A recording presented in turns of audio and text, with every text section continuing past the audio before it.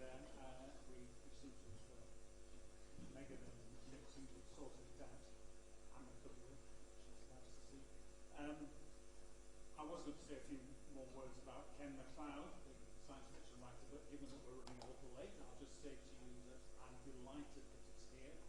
I've read his work for the past 20-odd years, and he's one of the really key figures in the generation of hard science fiction writers who've written about politics and utopia.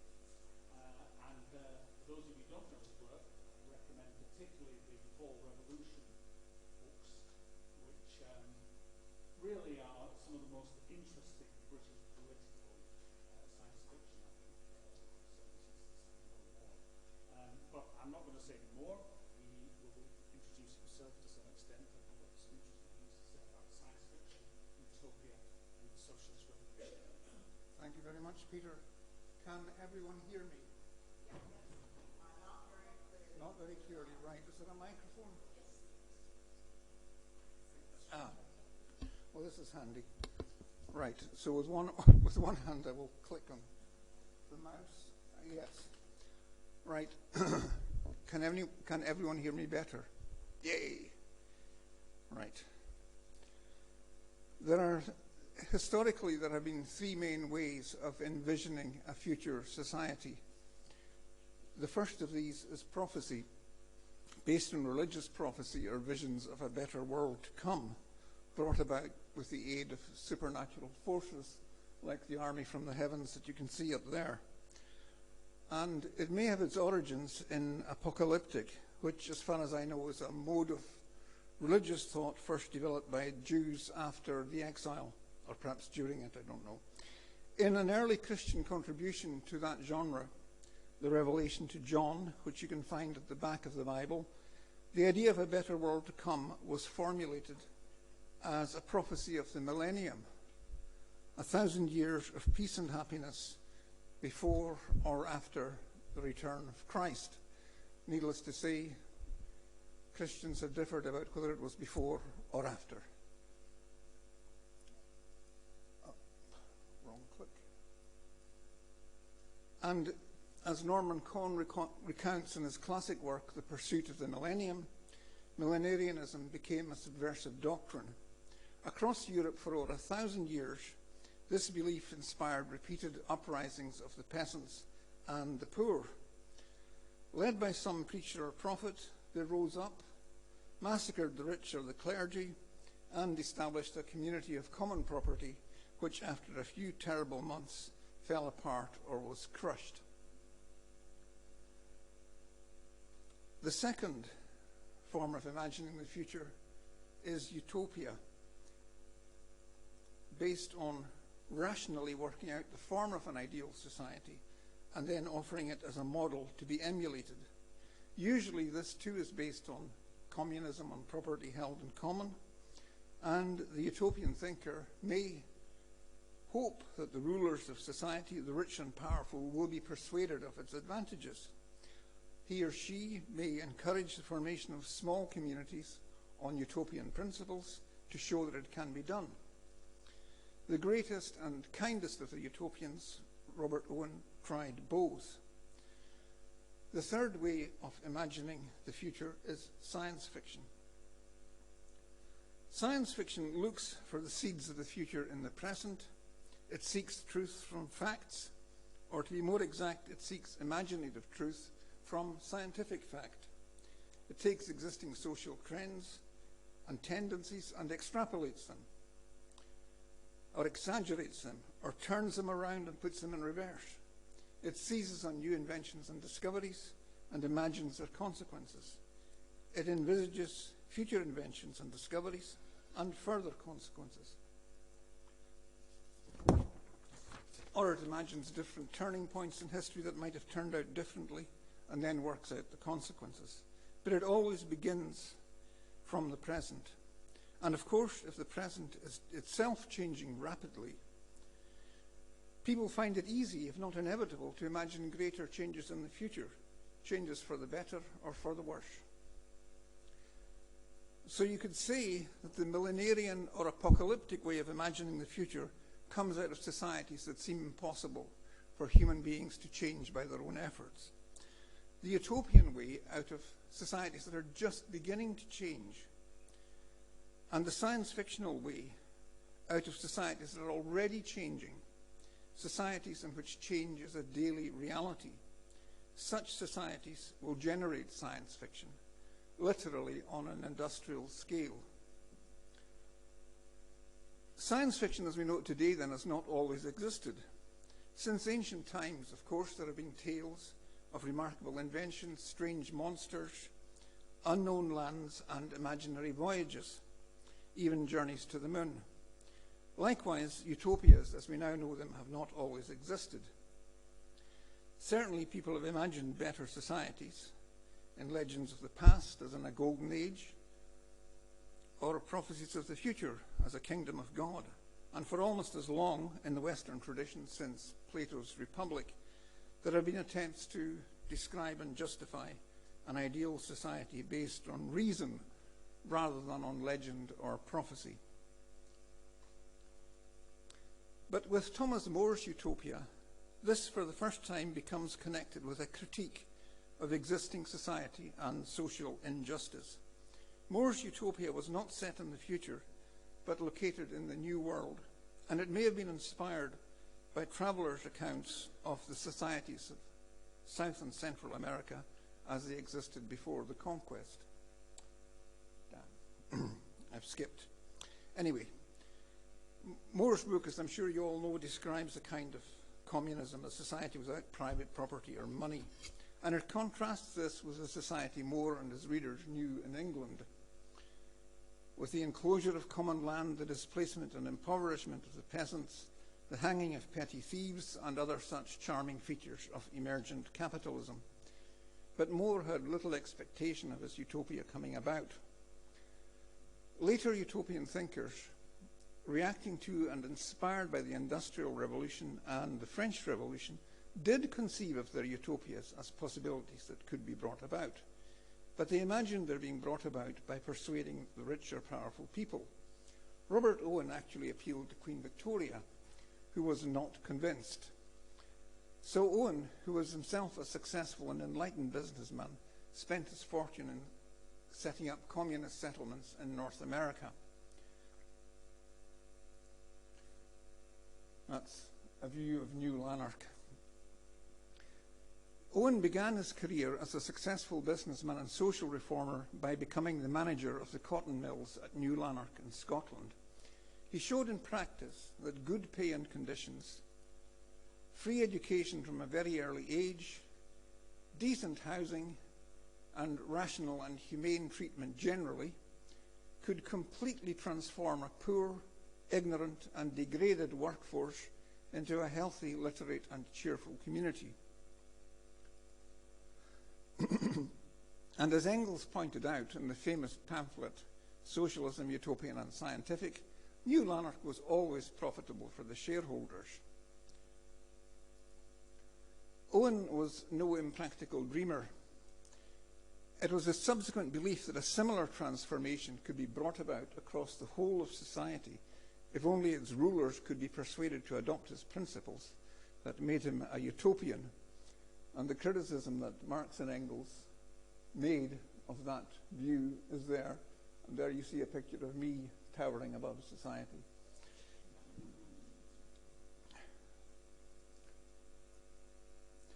Around about in 1818, round about the time of Owen's greatest success at New Lanark, far away on the shores of Lake Geneva, Mary Shelley was inventing science fiction. So Brian Aldiss has argued, and no less an authority than Percy Blythe Shelley seems to have agreed. He, in the voice of the author, wrote the introduction to his young wife's book, and he recognizes the strange new form's ancestry while he notices and justifies its novelty. He points to scientists like Dr. Erasmus Darwin, who regard the event on which this fiction has been supposed as not of impossible occurrence. He also says that he doesn't give it the remotest degree of serious faith to such an imagination, but it was recommended by the novelty of the situations which it develops, and,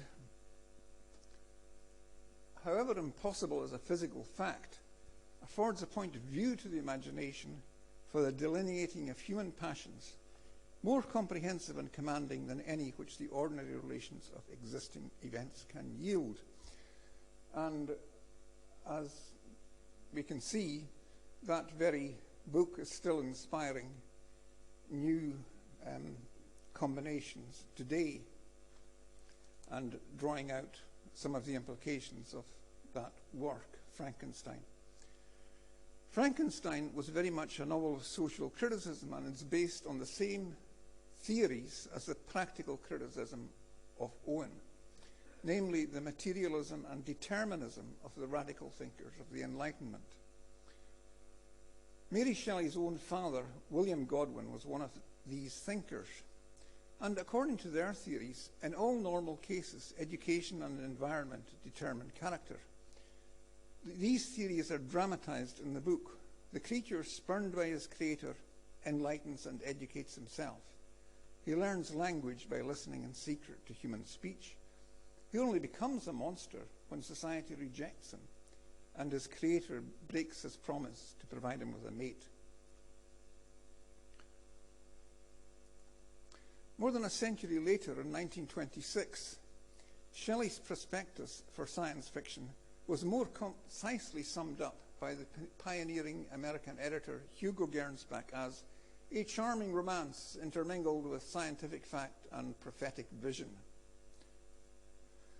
These three elements, popular narrative form, scientific possibility or plausibility, and a sense of social and personal consequence, the prophetic vision, have been what readers look for in the genre ever since.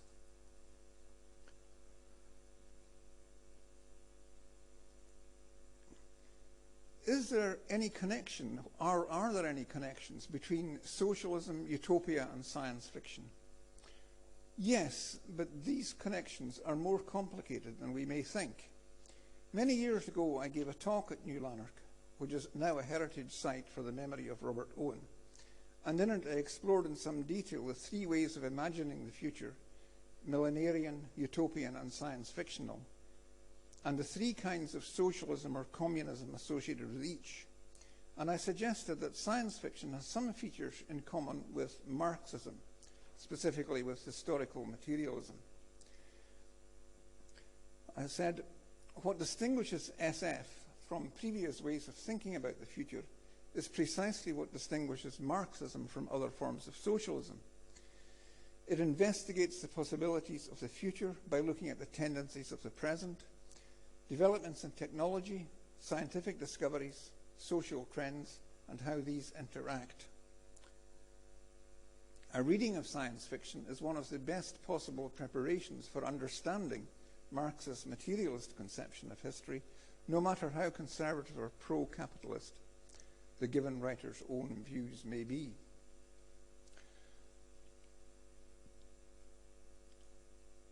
I went on to speculate that there might be some connections between the emergence of science fiction and the popularization of Marxism in the 19th and early 20th centuries. And I was therefore surprised and pleased to learn from a book by Brian Talbot and Mary Talbot, The Red Virgin, a graphic biography of Louise Michel, heroine of the Paris Commune of 1871, that as the workers' movement developed in the 19th century, radicals of many different kinds had moved away from utopias to science fiction as their characteristic way of imagining the future. In the Paris of the 1860s, socialists, anarchists, and feminists were among the most enthusiastic writers and readers of tales that imagined the wonderful improvements in human life that could be made possible by electricity, telegraphy, flying machines, mechanized factories, and high-rise dwellings. Today, this excitement may seem naive, but we shouldn't forget that the people who were inspired by this ferment of ideas went on to establish the first working-class government in history. They made no attempt to establish a communist utopia by decree. As Marx said at the time, they did not expect miracles from the Commune. The Commune merely tried to free up the possibilities which were being held back by the old society, and thereby to gradually work out the conditions for the emancipation of working people. We might further speculate that the Paris Commune and the rise of the working class movement would shift imagined futures from utopia to science fiction even further. And in at least one notable example, we know that it did. Before writing News from Nowhere, William Morris wrote The Pilgrims of Hope, which is explicitly about the Paris Commune.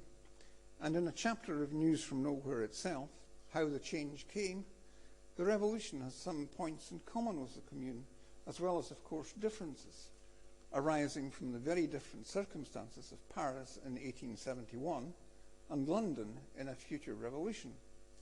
Morris, who was getting on in years, was not too hopeful about the imminence of that revolution, and he didn't want to seem blithely optimistic.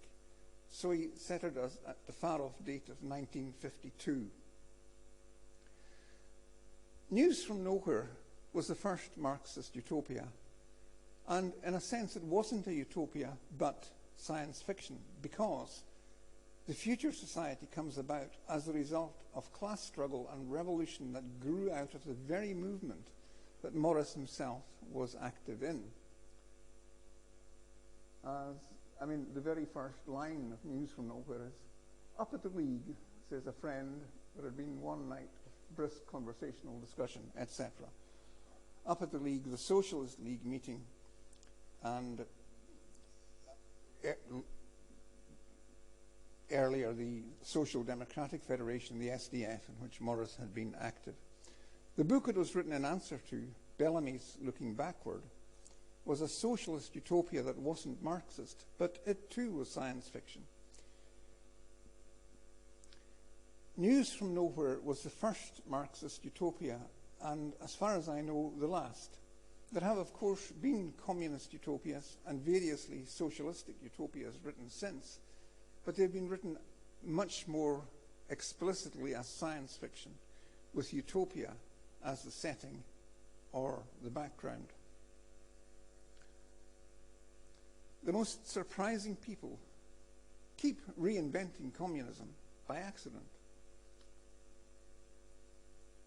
such as my late friend Ian Banks, who, when he was writing this book, Use of Weapons, way back in the 1970s, imagined the galactic society, which he called the culture, purely as his idea of a society he would like to live in, one of automation and abundance without toil or classes or oppression or exploitation or money or a state. And I had been reading this book at the time, and I had to point out to him that he had in fact reinvented communism. Even more surprisingly, is Voyage from Yesteryear by the British SF writer James P. Hogan, who, unlike Ian Banks, was anything but a socialist.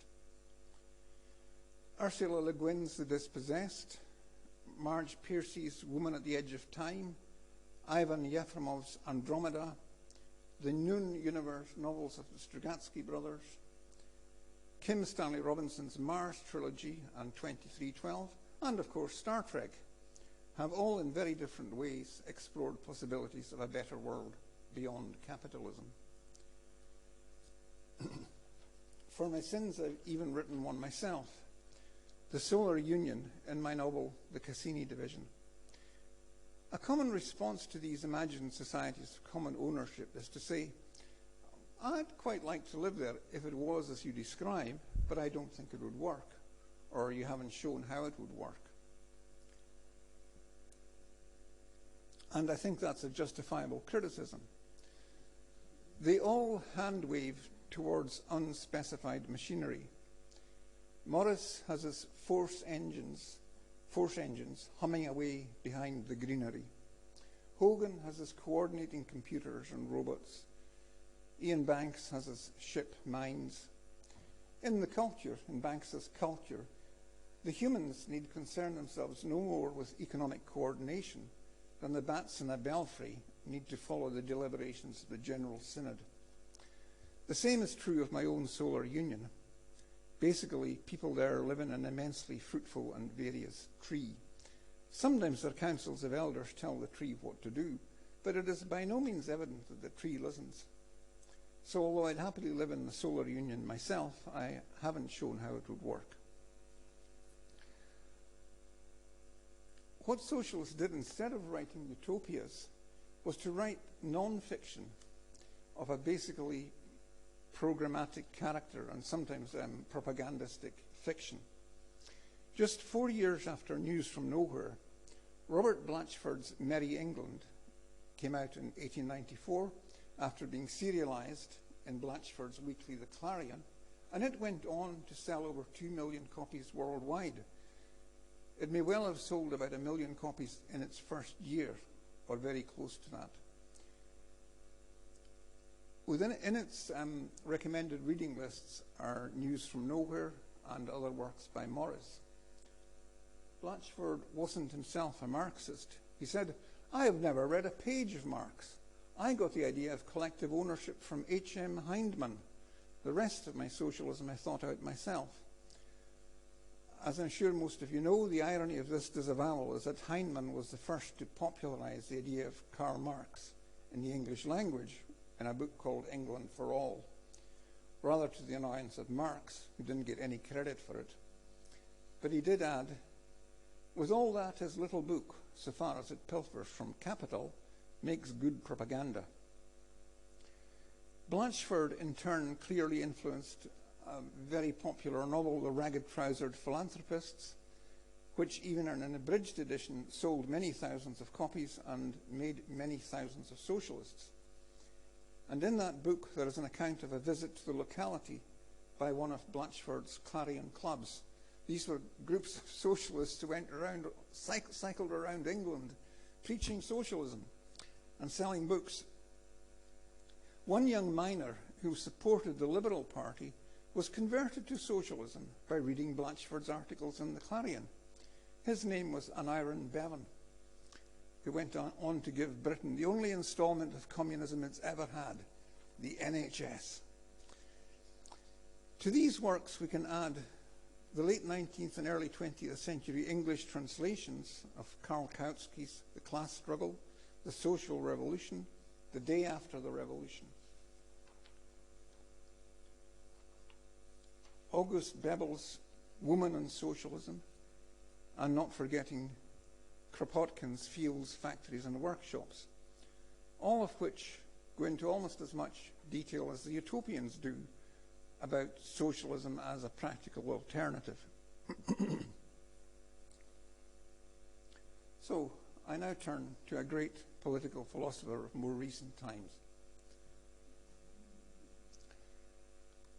The least we can say is that, in the words of Erwin Marquardt, socialist societies are not utopias. The changes that are taking place are not a reflection of an abstract sense of search for justice, but a consequence of objective laws of social development operative under conditions of socialism. Socialist societies are societies in transition. That's from a book written in 1983, and he was later somewhat more critical even than that. But I don't really need to go into a critique of the Soviet bloc for this audience. The societies of the Soviet bloc never claimed to have reached communism, but they did claim to be on the way to it. And however you rate that claim, it has to be explained. There's a view on the left, and particularly on the far left, that social democracy in the West and communism/Stalinism in the East betrayed the vision of the pioneer socialists. This is attributed to the rise of bureaucracy in the labor movement and the trade union movement, and in the Soviet state and in subsequent states established in its image. I don't think this is a good materialist explanation.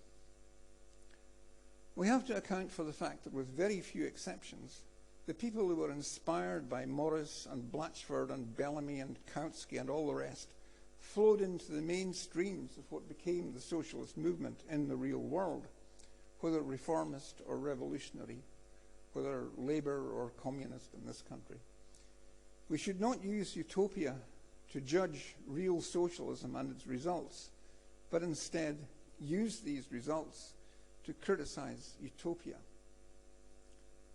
Domenico Losurdo, the Italian Marxist philosopher, has argued in many of his works that the utopian expectation of the rapid disappearance of the state, money, the market, the family, the nation, and so on, has had a disorienting effect on real-world attempts to build socialism, and one that, combined with the unprecedented social stresses of such gigantic revolutionary upheavals, that they created millenarian frenzies and utopian schemes that had disastrous consequences. For the moment, I'm going to set that aside and point to an interesting fact that only struck me when I was preparing this talk, or struck me with full force actually. This is that the ruling parties of the worker states never repudiated the communist perspective, the utopian communist perspective. The writings of William Morris and the English historian A.L. Martin's book, The English Utopia, were printed in the GDR, published by Seven Seas Books Berlin and by Lawrence and Wishart in the UK, and international publishers in New York. In other words, the main English language press of the official communist parties. And Morton in his book cites several academic studies of Morris published in the Soviet Union and Czechoslovakia. Moscow's Progress publishers brought out an abridged edition of the closing chapters of Bebel's Woman and Socialism as a thick pamphlet with the title Society of the Future, printed in 1971, reprinted 1976, with a critical but enthusiastic introduction by Theodor Eusermann, a leading Soviet philosopher, historian of philosophy, and member of the USSR Academy of Science, about as official a spokesperson for the regime as you could get. He was somebody who was actually born before the Soviet Union and died after it at the age of 103 in the 1990s. A very similarly long-lived individual, Andrew Rothstein, who was more or less born a member of the SDF, lived a founding member of the Communist Party of Great Britain, and died a founding member of the Communist Party of Britain in 1994, found himself well able to reconcile the reality of the Soviet Union in 1957 with the views of Morris and Blatchford and the other pioneer socialists, which he had literally learned in socialist Sunday school as a child. Rothstein pointed out that the distinction between lower and higher stages of socialist development had been made long before Lenin. Blatchford's practical socialism and ideal socialism, Morris's socialism militant and socialism triumphant, corresponded exactly to Lenin's distinction between socialism and communism. The science fiction of the Soviet Union sometimes, as with Yefremov and the Strugatsky brothers, featured communist utopias that even the most dedicated sectarian could accept as the real thing. The Russian writer Kirill Yeskov once said to me, all Soviet science fiction was oppositional. And I asked, what about the communist utopians? And he replied, especially the communist utopians. To some extent, even the Labour Party never quite repudiated that early socialist vision, at least not until Tony Blair came along. I remember back in the late 1970s, still smarting spiritually, if not perhaps physically, from the blows of one of several police riots that the then Prime Minister James Callaghan's government had inflicted on the left and the racial minorities and so forth. I heard him say on television something along the lines that we'll eventually get there in this country, from each according to ability, to each according to need. So there you have it, Jim Callaghan, Britain's last communist Prime Minister. I'm not entirely joking. Any basic introduction to Marxism will quote from the famous passage from the 1859 preface. At a certain stage of development, the material productive forces of society come into conflict with the existing relations of production, or this merely expresses the same thing in legal terms, with the property relations within the framework of which they have operated hitherto. From forms of development of the productive forces, these relations turn into their fetters. Then begins an era of social revolution. The changes in the economic foundation lead sooner or later to the transformation of the whole immense superstructure. In broad outline, the Asiatic, ancient, feudal and modern bourgeois modes of production may be designated as epochs, marking progress in the economic development of society. You never forget your first time with that, or the questions that troubled you in the morning. My first question was a really stupid one. When was the feudalist revolution? Did the slaves rise up in rebellion? Was Christianity perhaps the feudal vanguard party? I soon realized it was barking up the wrong tree, though I later chased a sniff of that scent through Perry Anderson's Passages from Antiquity to Feudalism, where of course I didn't find it. Years afterwards, I read in a Soviet textbook that we need not search history for a slaves' revolution which ruined and shattered the slave-owning system. No such revolution occurred. Thanks for clearing that up, comrades. The second question is more serious. The only past revolution that follows the pattern of the preface is the bourgeois revolution, and even then imperfectly. You'll find numerous qualifications, counterexamples, and so forth in, for example, the book I mentioned by Perry Anderson, and in my late friend Neil Davidson's great big book, How Revolutionary Were the Bourgeois Revolutions? Anyway, doesn't this precedent suggest perhaps that socialism is growing already within capitalism in the form, say, of trade unions, co-ops, nationalized industries, and the welfare state? These were perhaps more persuasive questions to ask the first time I did ask them, back in the 1970s at an educational meeting for new members of a small far-left group, and I was firmly told I was quite mistaken. This was a sort of dangerous reformist rubbish talked by Labour leftists and Eurocommunists and the like, all the way back to Bernstein. Okay, fair enough. The bourgeois revolution is no social model for the socialist revolution. But most orthodox Marxists would insist on it as a political model for revolution. Almost everything that Marxists have taken as the hard-won lessons of history was actually wrung from the vicissitudes of the left in bourgeois revolutions. Even if Russia in 1917 was a proletarian revolution, it pitted the proletariat against a very much non-bourgeois state, an absolutist state. In a sense, the Bolsheviks pulled off what Marx had recommended for communists in 1848. There has been so far no successful working class revolution in an advanced industrial country. Even the orthodox communists could only claim Czechoslovakia in 1948. On a book smuggling expedition to Prague in 1977, I came across the decorated flagstone commemorating the exact time and place where Clement Gottwald had proclaimed the socialist revolution. I don't know if the flagstone is still there, but that case is unlikely to be repeated. There really is no historical precedent and no Marxist or other theoretical basis for projecting what a socialist revolution in advanced capitalism would be like. The template of mass mobilization leading to insurrection and the seizure of power might only work in societies where the only forum for popular argument and venue for self-recognition of popular power is in the street. And even there, it's terrifyingly easy to get it wrong, and Marxism is of very little help in getting it right.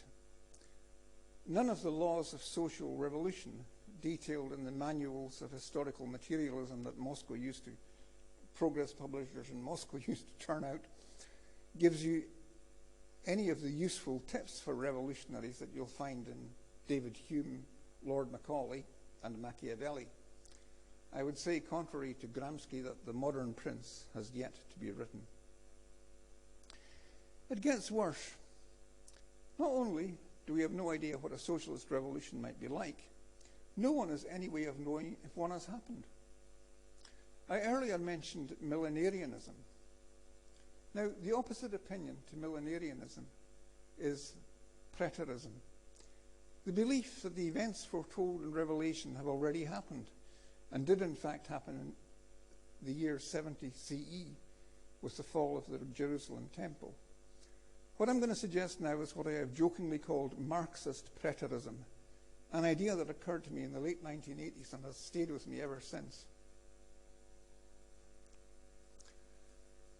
The kind of thing that our friend Aaron Bastani, for example, would call full communism would be hard to mistake, and it's a lot easier to imagine than some people think.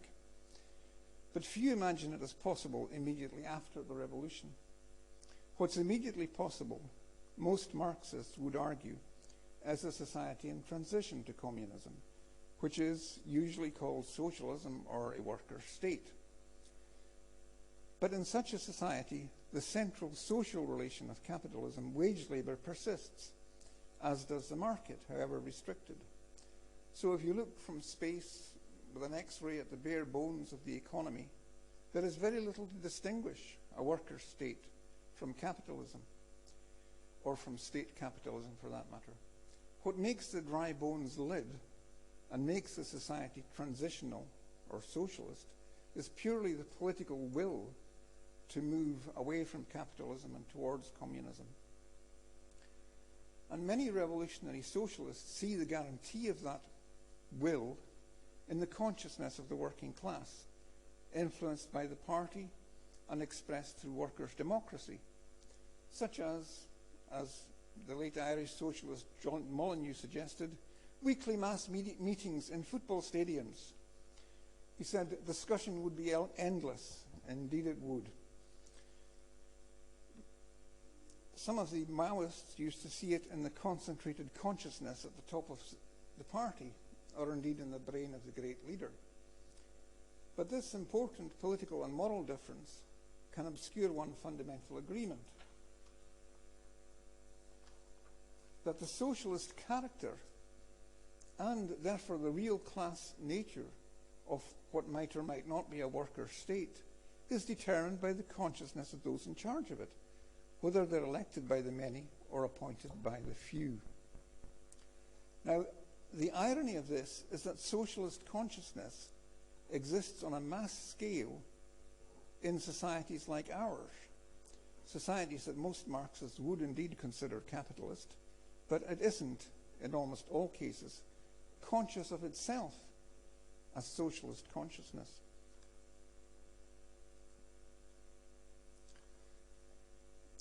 As historical materialism would predict, that socialist consciousness has a material foundation in social relations, in the vast, always contested, but so far almost indestructible web of the social safety net, and the all-encompassing skein of companies and industries too big to fail, which between them prevent the normal functioning of capitalism.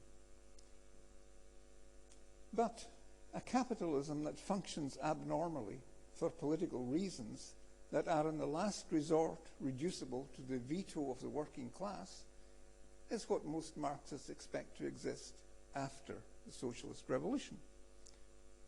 And they may well be right. It's not an original observation of mine that Marx himself pointed to workers' cooperatives and even joint stock corporations as economic shoots of socialism, and to democracy, to universal suffrage, as in countries with a working class majority, the political precondition of it. I would like to entertain, if only to dismiss, the possibility or the hypothesis that at least in Europe and North America, that revolution has in fact already happened. and that the political struggles we endure and engage in are instances of class struggle under the dictatorship of the proletariat. Of course, the capitalist orders do come to power from time to time, like in 1979, but they have so far been unable to reverse the basic social conquests of that revolution. Restoring a freely functioning market without any social guarantees of working class subsistence is what some of them would like to do, but most of them realize that it would be politically impossible. That political impossibility is the actuality of working class power. To overcome it would take violence on such a scale that everyone would recognize it as a counter-revolution. But the possibility of counter-revolution implies the actuality of a past revolution. When was it? When did this gigantic revolution happen? I don't think we have to look far to find it. It was as terrible, global, and violent as the youngest and most bloodthirsty and dogmatic Marxist could wish. The only reason we find it so hard to see is that it was so huge and we are so close to it. It was the Second World War. By defeating fascism, the working class, in fact, won the battle of democracy, just as Marx said they should in the Communist Manifesto. That was how the institutions, practices, and moral red lines were established that made the world we live in such a vast improvement on that of our grandparents and great-grandparents. This is no call for complacency. The task for today is indeed to fight for yesterday's tomorrow. They gave us the tools. It's up to us to finish the job. Whether communism is possible is not yet certain. But if it is, we can be certain that getting there is a long and complicated process. Whether China's rise, which came out of that long socialist communist movements in the real world, whether it's part of that process is for now an open question. The future isn't written. But if we look for the seeds of the future in the present, as both science fiction and historical materialism urge us to do, we can see that the real world consequences of social democracy and communism have already changed the world very much for the better, and in the case of China's rise, continue to do so. And I find that fact far more inspiring and hopeful than any utopia. Thank you.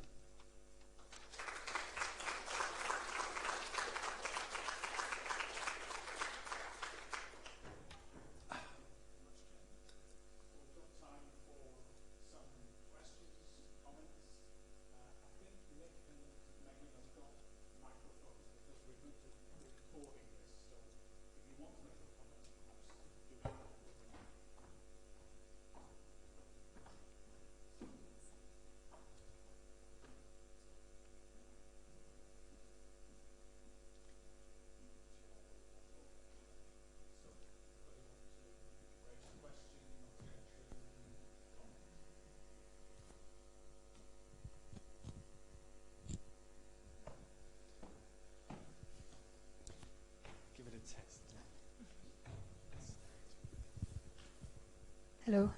Yeah, that is working. Thanks very much. That was really interesting. I was just wondering if you could say a bit more about what you thought the link was between the coincidence in time between the development of science fiction and Marx and the publication of the Communist Manifesto.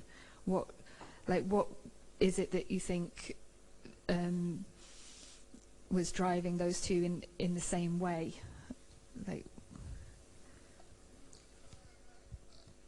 I think it's just the idea of looking for the seeds of the future in the present. That's all. And I do think that it's a possibility. It's the kind of thing I would love to throw out for somebody to do a PhD on or whatever, that as the First International and this, more especially the Second International, spread the ideas of socialism through the world, through, you know, literally from Siberia to California, that they had some effect in generating some of the ideas that gave rise to different early forms of science fiction. And I think the example of the Paris in the 1860s rather bore that out.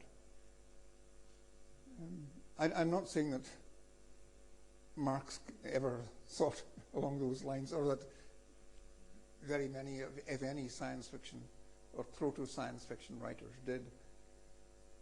But I think it as part of the general ferment of ideas. Yeah. Sorry. Yeah, I suppose I was thinking, what was it about that time that made those two things like simultaneously thinkable in a way that they hadn't been before? And I suppose there's something around how destructive the Industrial Revolution was. You know, you can see it as being quite a traumatic kind of couple of generations where that was happening, and certainly in terms of the effect on like people's day-to-day lives. And I wonder if it sort of made the past kind of uniquely in history not a guide anymore in a way that it hadn't been before. So yeah, totally. I think you've hit it. There's a much more erudite science fiction critic than me, than most of us, in fact. John Clute has got a very strong argument, which he's called in various ways what he calls Fantastica and the World Storm, that at the beginning of the 19th century, the world was changing so fast and so recognizably fast that people for the first time became aware, to use another of his catchphrases, ruins and futurity. The sense of the past as some, you know, the Gothic and Romantic imagination came out of the same series of upheavals as the science fictional ones, where, to put it very, very crudely, fantasy looked back, and proto-science fiction looked forward. But that it was no longer possible to articulate the world fully in terms of, say, realist novels. That the imagination had to go ahead and behind to try and make sense of a continually changing world.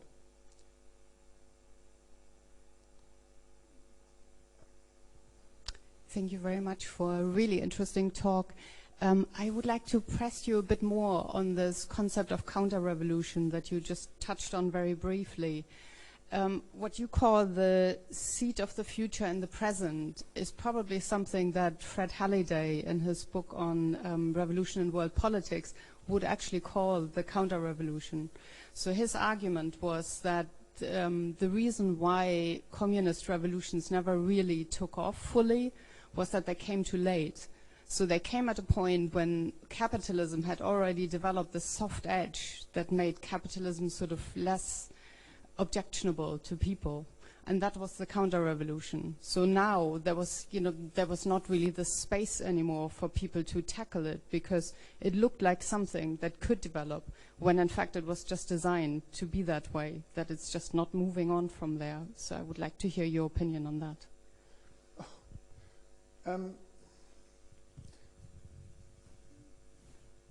The idea that the Second World War really was the revolution and that the post-war welfare state really was socialism is I'm kind of throwing it out as a paradigm to sort of unsettle or to provoke thought and disagreement, really, because growing up in that period, it's what it felt like. And certainly our parents, the parents of my generation, felt like that the war had changed everything. but they'd moved on from a world of much greater privation, and that there was no going back to it. And of course, my generation were the ungrateful brats of that generation, and they couldn't understand why the generation I'm part of, and that kind of, the people born after the war, many of them found the post-war settlement society so unsatisfactory. And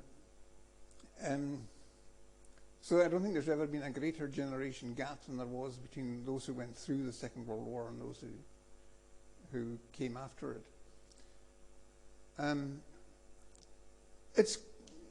Yes, the thing about social reform is that one of the reasons why there was social reform in the West is, yes, that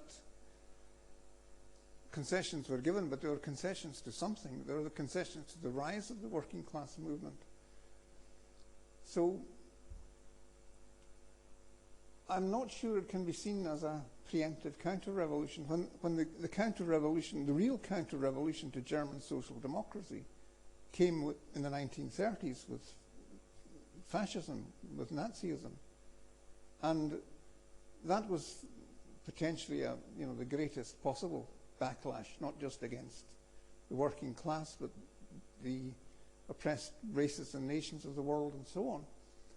And had its own vast dystopian program for dealing with the rest of the world by extermination and enslavement.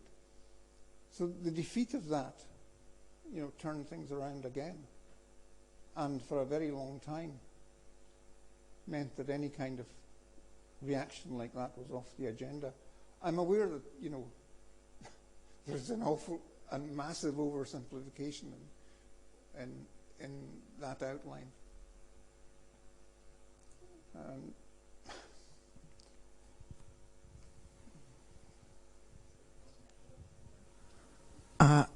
Hi, Ken. Good afternoon to the room. My name is Nadine, and I think I'm going to leap off of that question, so thank you for offering the last question. I actually live in Manchester. I'm from Jamaica, from Canada, about to move back, and been doing my research here. My household in Manchester is actually a Russian Jewish Caribbean household, so I'm going to, as in somebody who grew up in the former USSR. So it's always interesting what I listen to and what I know from that household here. But I'm going to read very briefly something from a piece that I wrote because I believe that the Haitian Revolution predates the Russian Revolution, and nothing for me starts without that. So and it's Papa's Day today, so I think somebody in the room will understand what I mean by this. Anyway, a couple of years ago, I sent a postcard of Basquiat's 1988 piece, Eshu, and it's Papa's Day today, from Jamaica to a beloved Marxist friend in 2015, writing, "Go against your thought that the Soviet-Russian Revolution overrides everything, including the centrality of the Haitian Revolution, relentlessly seeking freedom as it exists in our pulsing imaginary and this question of the flesh." So I wanted to just say that because I've been living in Aberdeen, Scotland for the last 9 months.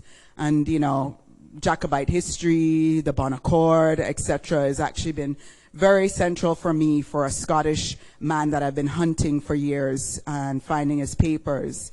And the moral compass that I see in his private papers, things he probably never mailed, where he struggles with being a colonizer versus coming from a Jacobite family. So what I want to ask you today, and I want to thank Joy James for her amazing primer on Wakanda, which of course within the more current imaginary of science fiction and Marvel presents me with the difficulty of my own research, which is Black and Indigenous relations, and what it presents as I would say an abomination. For me personally, what that movie represents. So I'm thinking about the Darien scheme in Panama, where my family, still 100 years in connection with them, people that had cut that Kuna land, and what it meant for Scotland to try and start something there, which is maybe a capitalist utopia, we might say, versus what we're trying to discuss here. So I would like to ask you, out of your imaginary, thinking on this Scottish personality fleeing the loss from the Jacobite, being a Jacobite family and trying to regain fortune within the Caribbean, and then facing a war, because everything I research is tied to war, and his moral compass in terms of how he waged war quite differently privately. I would ask, could you give me a character of yours that lives, that you've written, that has lived in this contradiction of a utopia, you know, imaginary from a book, but then actually living it, and that kind of choice? Can you give me an example of a choice in your writing, a moment of choice, a 30-second snapshot of a moment of choice your character faces around this question of utopias and reality and future? Thank you.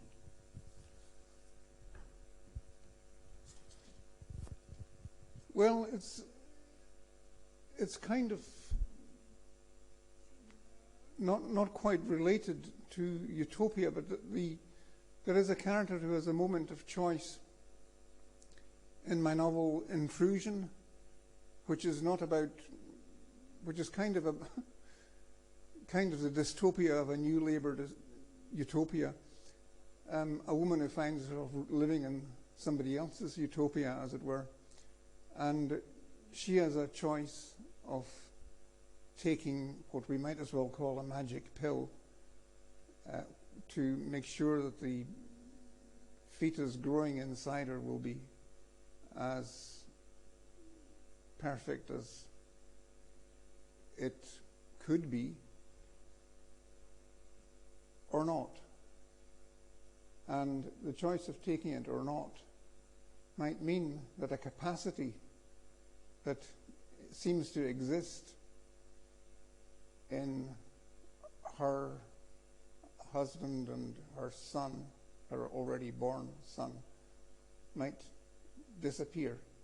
A weird talent that will give warnings about the future.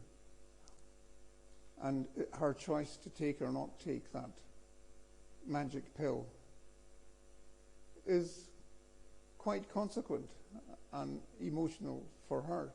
So strangely enough, that happens in the Highlands. So that's one example I can think of the kind of momentous choice, perhaps, that you're thinking of in the novel Intrusion.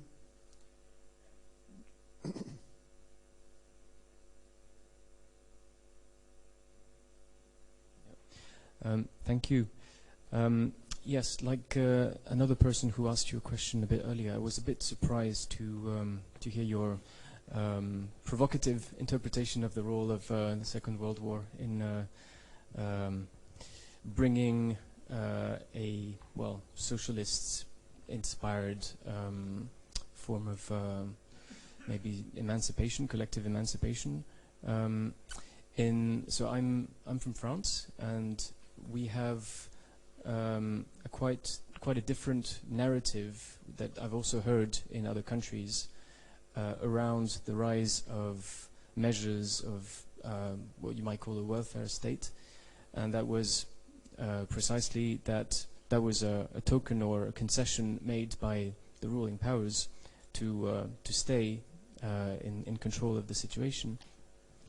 And recent events in France and elsewhere have shown that in spite of massive protests, it is actually possible, completely possible, to dismantle those very social safety nets that you mentioned, and that the will of the people is rendered irrelevant by our political systems. Besides, my wife is Chinese. I've lived many years in China, and I've also been able to witness how social safety nets that existed have been thoroughly and completely destroyed, and now people have very little to rely on, if not money, when they do have access to that. So it seems to me that we have actually moved worldwide into a system in which communism is only available to the rich, with the rich helping each other to safeguard their assets. And so, yeah, I'm wondering what you think of this, and also whether the modern day utopias may not be found in spaces of radical resistance, such as occupied spaces and territories that are established to struggle against, say, big infrastructure projects like we've had in France and elsewhere. Thank you.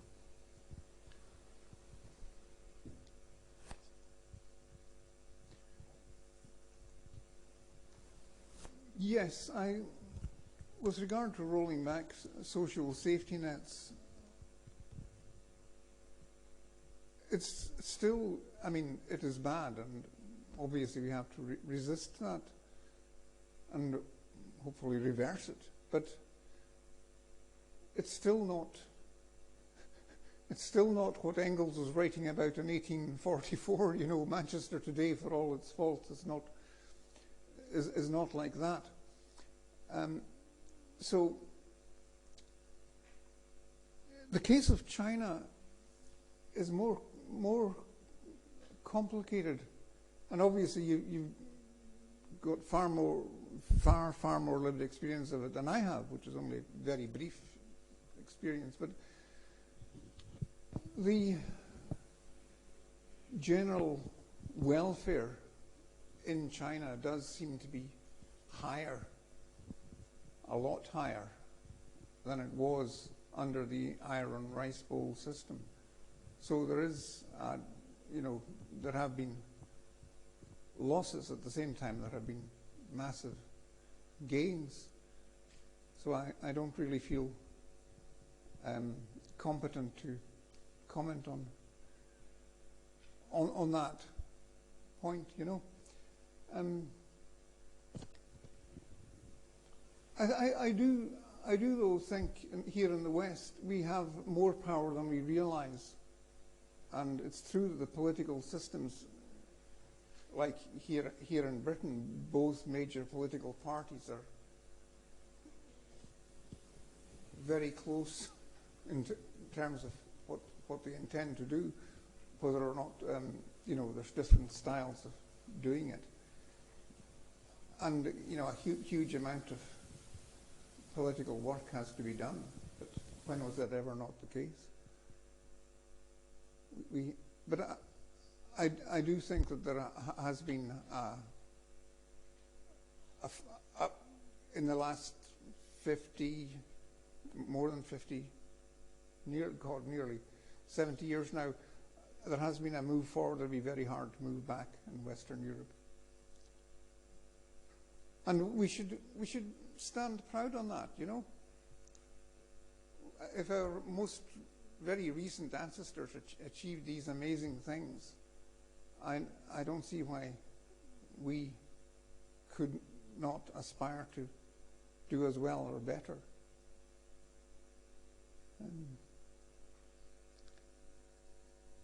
That's really all.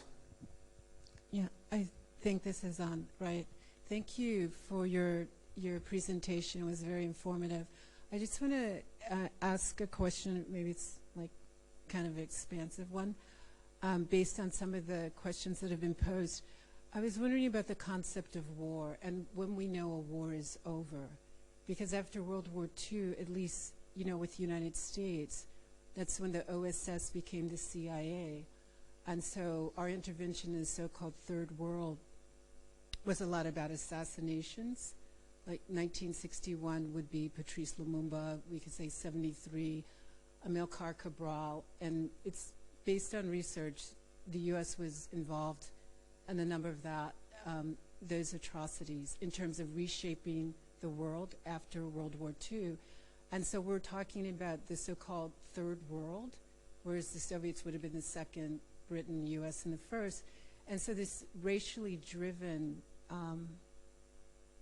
in some cases genocides, seem to have been baked into the return of the victorious soldiers back to their original states.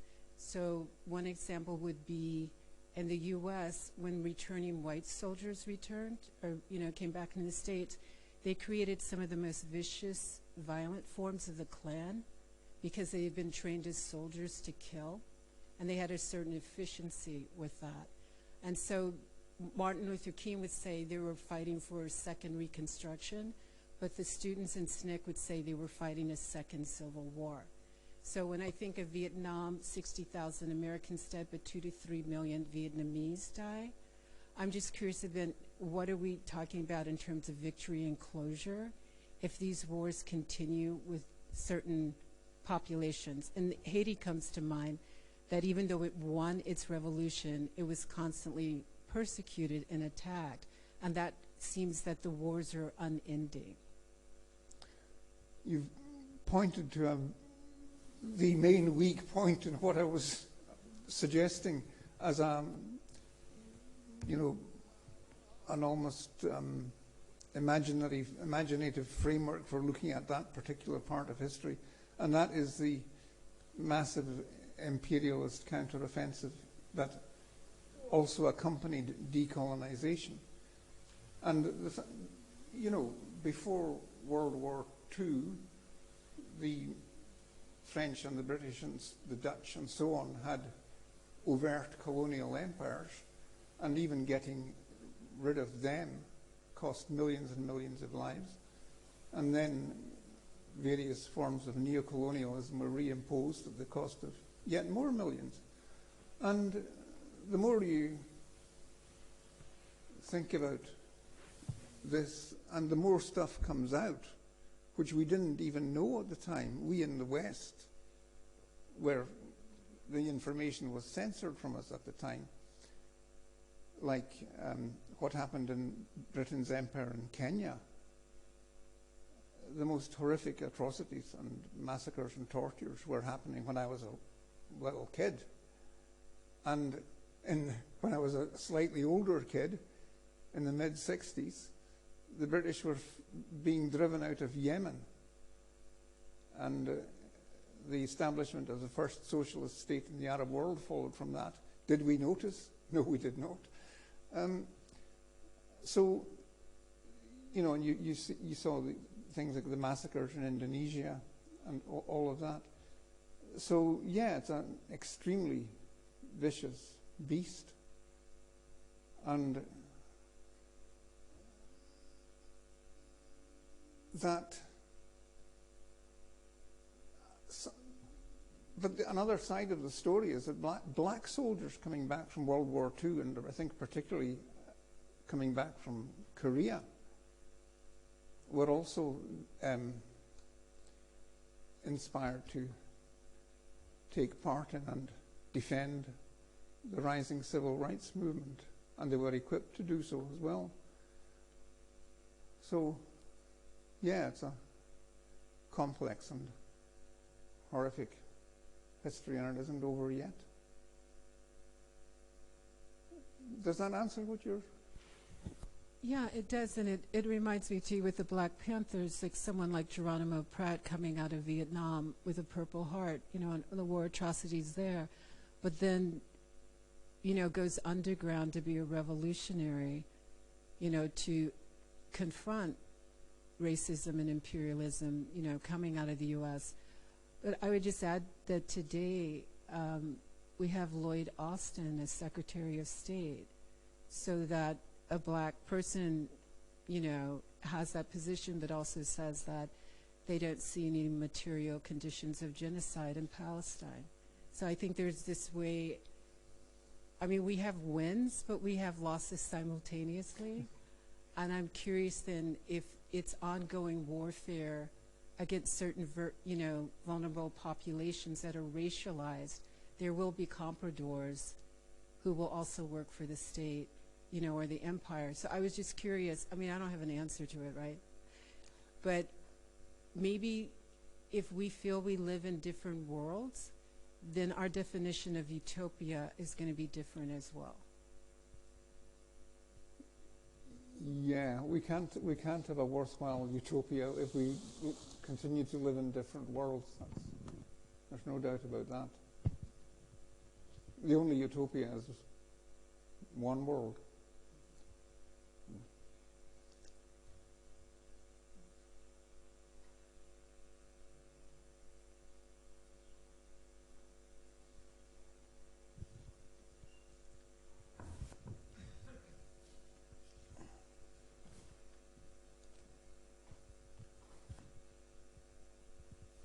Thank you for your talk. I'm curious what you think of are the political implications for this reimagining of, I guess, everywhere being a transitional government, right? I think one of the lessons that, you're talking about with the actually existing socialism in quotes is that these were transitional societies that never transitioned, or, they attempted, in this revolutionary moment to do something new, but then, history goes on, new forms of power are ossified, and things don't transition as expected. And maybe, this universalization of transitionary periods that you're proposing with like universal suffrage or whatever, that also doesn't seem to be transitioning anywhere. That, it seems like we have new forms of power ossifying, things go rolled back, things roll forward, there's domination elsewhere. So I'm curious, do you think of this new perspective as offering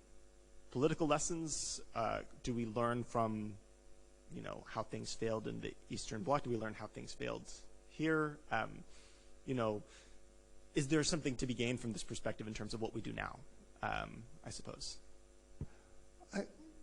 The only thing I would suggest might be taken from it is to be more ambitious about what we propose as possible to do now.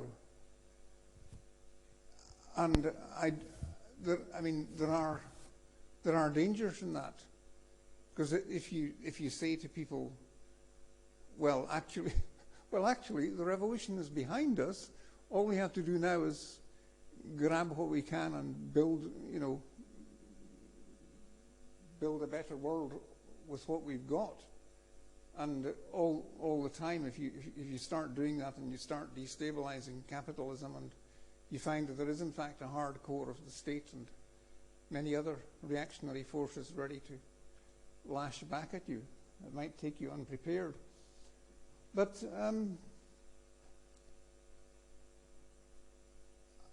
I do think that the left could be more ambitious in the uses it proposes to do with the power that can be had. Not, obviously with the failure of the carbon movement, there is no chance whatsoever of that in the left getting any kind of power in this country in the near future, let's say. But it might be worth thinking ahead for next time.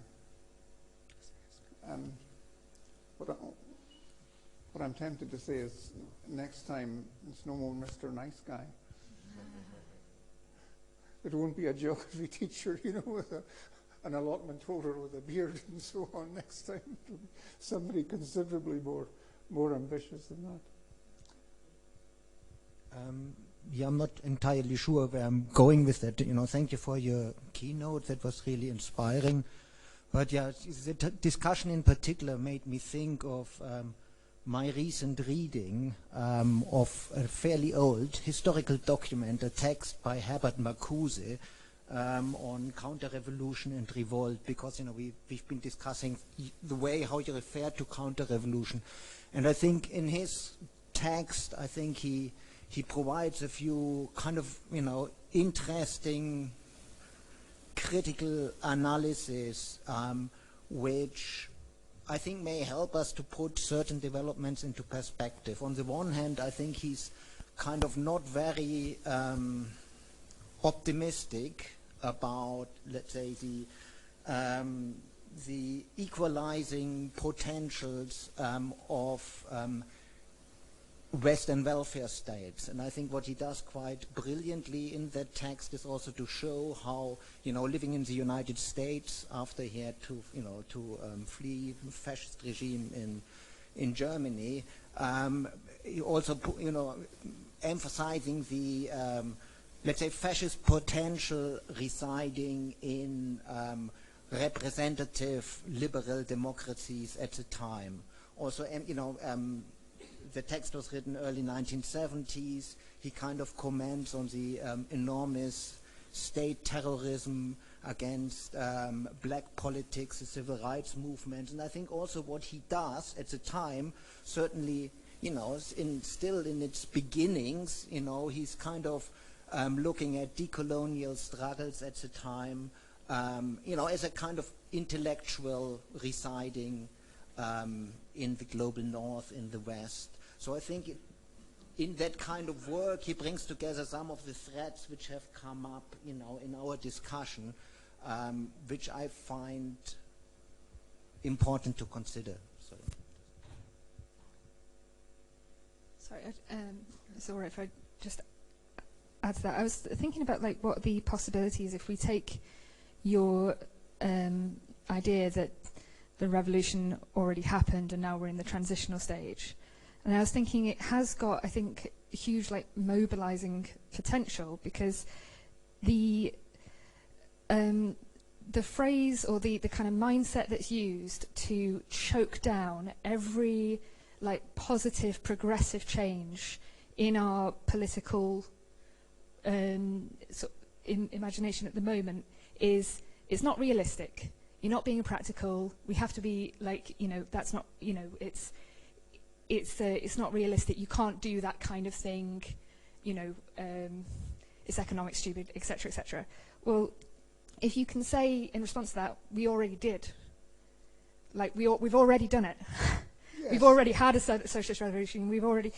I think it allows us to reclaim some of the big progressive changes. Lady before was talking about the Haitian Revolution, and in the incredibly tedious English political sphere, the end of slavery is always used as proof that the British Empire is good, really, because they ended slavery as if they set it up just to, for the purpose of being so nice about ending it.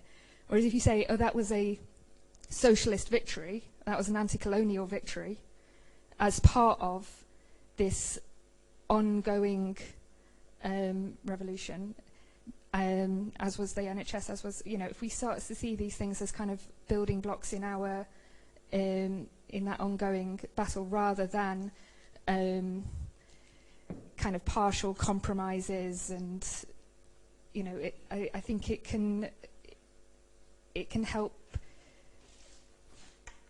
mean that there's something that you can move towards.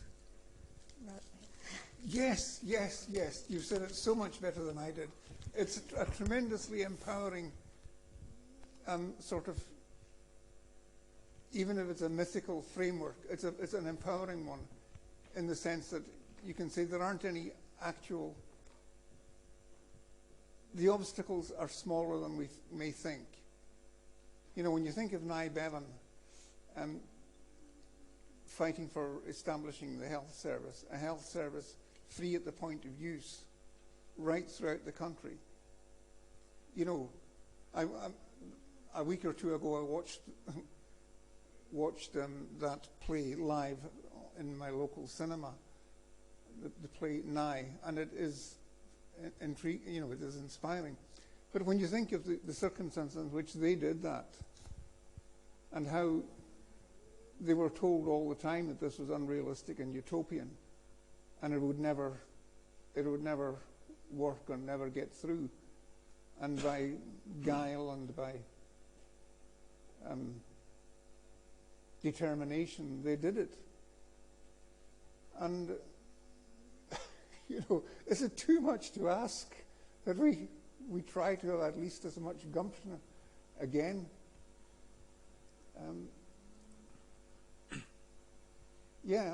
I agree with you entirely. It's potentially an empowering perspective.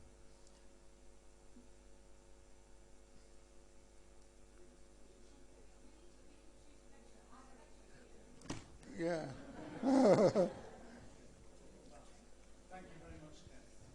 Thank you all.